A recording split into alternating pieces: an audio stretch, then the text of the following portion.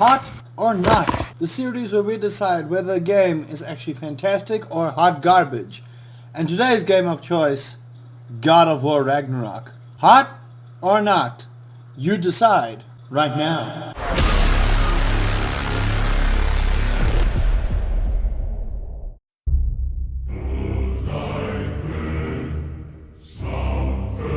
Welcome ladies and gentlemen, my name is RustyPieLover, ginger streamer, professional high-pitched screamer, how to not decide Extraordinaire. And welcome to How to Not, where we decide games of old, new, still to come are going to be worth the time to play, or are just not going to be worth the time to play. Now, we've picked a nice one, and it was very difficult to find negatives for this particular game because it was actually just that good. Today we decided on God of War Ragnarok, and I think we're just going to start off with the knots, which is too long / pacing issues. Now, a lot of people have said playing God of War Ragnarok that it takes quite a while to get to the peak of the story, and based on a couple of gameplays, based on a couple of reviews, obviously this is part of the thing about gaming, especially when you're doing single player type games, is that the pacing has kind of got to match the story, and a lot of people feel that the pacing starts off very slow. There are points in the story where it kind of dips, and that kind of does have an impact on all of the reviews of these games, is that if you don't have that sweet spot where the pacing matches the storyline concurrently, you are going to have issues where it kind of feels where the game is slow, uneven, and kind of loses you around somewhere. The middle could be in the beginning, could be near the end. Pacing is very important, and this was one of the negatives of the game.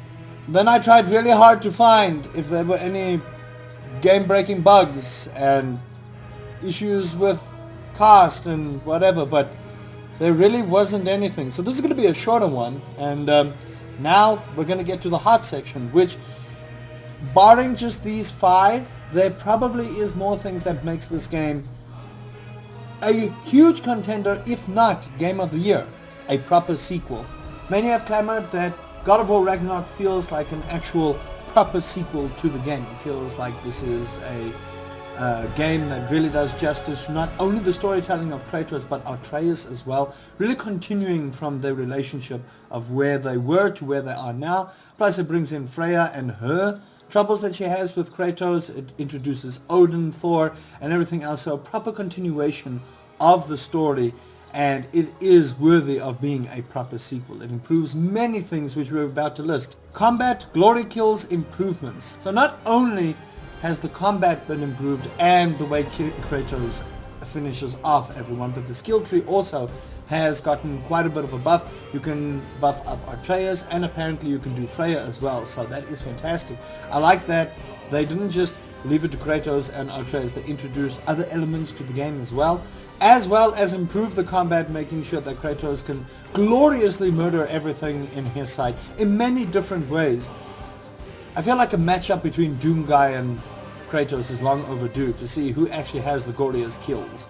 A sublime story. As I said, not only does this game feel like a proper sequel, but the story has been expanded, and the emotional investment between Kratos, Atreus, as well as many of the different characters in the God of War Norse universe, as this is the Norse universe, really adds to the story. We really learn how to relate to both Kratos and Atreus, and the story between the two, how they develop not only as two gods but as father and son between the two. Play it for yourself. I'm not going to spoil anything here, but really go and play it for yourself. This will keep you invested for hours. Graphics updates. This is going to be like a typical gamer thing, but let's be honest here. The beauty of the world of God of War Ragnarok is, I don't want to say unmatched, because you do have games like Elden Ring and Stray that really put the environment to the test, but the graphics update for God of War Ragnarok is absolutely beautiful. The world is immersive, everything feels fluent, it feels like it fits. It is magnificent.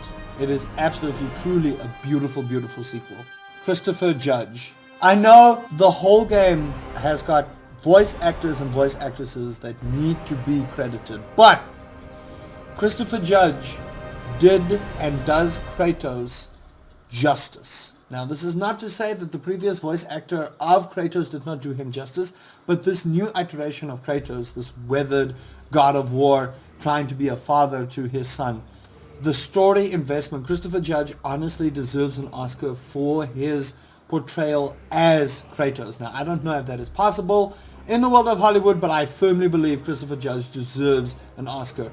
The emotional investment from Kratos towards Atreus and everything that happens in the story, without spoiling it. If you have not picked up God of War Ragnarok, what are you doing here? Stop the video, go play the game, then come back and tell me what I'm talking about, what I'm not talking about. It is pure beauty and God tier voice acting, excuse the pun, from Christopher Judge. That alone is hot enough to make this game. So I'm not even going to ask hot or not. My personal opinion, the game is hot. Alright? You can't tell me otherwise. The game feels like an actual proper sequel. It is worth the time and investment. And anyone who said single player games are dead, I dare you to look at 2022. 2022 has brought some of the best single player games in the world. And God of War Ragnarok ranks in the top 5, if not number 1. Thank you so much for watching. If you did enjoy that, please consider subscribing. Hit the notifications for when these go up. These will be up weekly. There'll be one video up a week, maybe 2, who knows, but make sure you ring that bell icon so that you're up to date with when I go and post these little hot or nots. Let me know what you thought. Did you think God of War Ragnarok was hot or not? Do you think it's game of the year or worst game of all time? You let me know down in the comments below. And hey, let me know if there's any other video you would like me to cover on, any other game you'd like me to cover on, not a video. Maybe we'll do that for like movies. And you can also catch me live on Twitch every day. And consider following over there, consider subscribing here.